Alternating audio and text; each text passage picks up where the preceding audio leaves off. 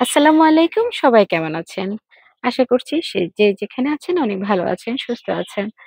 আজকে ২ বছর পর আবার নিয়ে আসলাম যে ডিস্ট্রিক্ট লাউয়ের গাছ বা প্লাস গাছ, ফল সবকিছুর আপডেট নিয়ে। আমি যখন ২ বছর আগে যে ডিস্ট্রিক্ট লাউটা করি তখন সবাই বলেছেন যে এটার নাম কি বা এটা কেমন পরিচর্যা লাগে, কোথায় পেয়েছেন অনেক কিছু। তো যাদেরকে বীজ রেখে দিয়েছি তাদের কোনো আপডেট পাইনি আমি।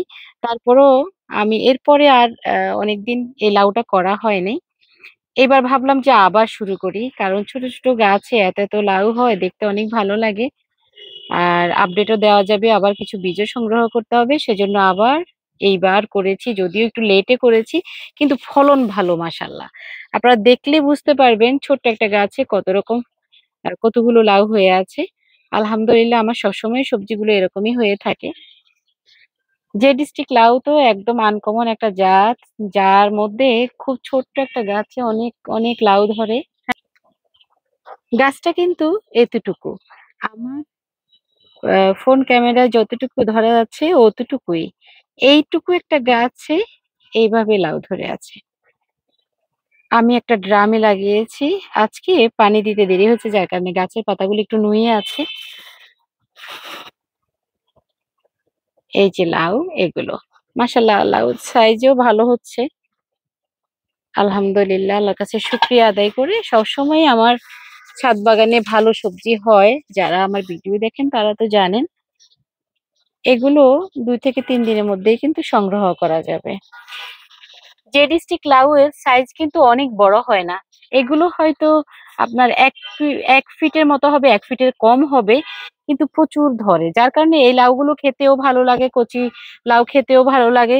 আর অনেক বড়ও হয় না, গাছও ছোট হয়। ছাদ বাগানের জন্য পারফেক্ট একটা জাত এটা। আমি একটু দূর থেকে দেখাই।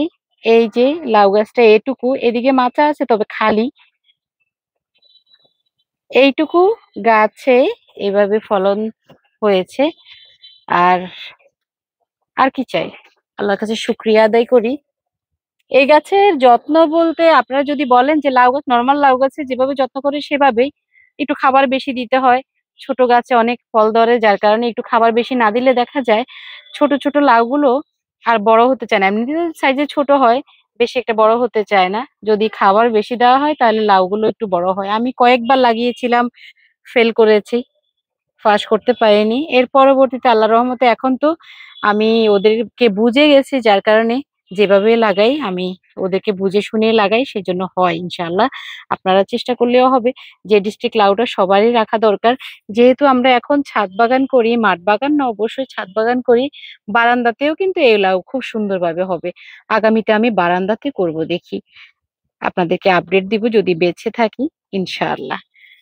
যারা এই বীজ সংগ্রহ করতে চান তারা কিন্তু আমার সাথে যোগাযোগ করতে পারেন। আমার থেকে এসে যদি বীজ নিতে পারেন তাহলে কিন্তু আপনারাও আপনাদের ছাদ বাগানে এরকম ছোট্ট, ছোট টবে ছোট্ট, ছোট মাচাতে কিন্তু যে ডিস্ট্রিক্ট লাউটা করতে পারেন।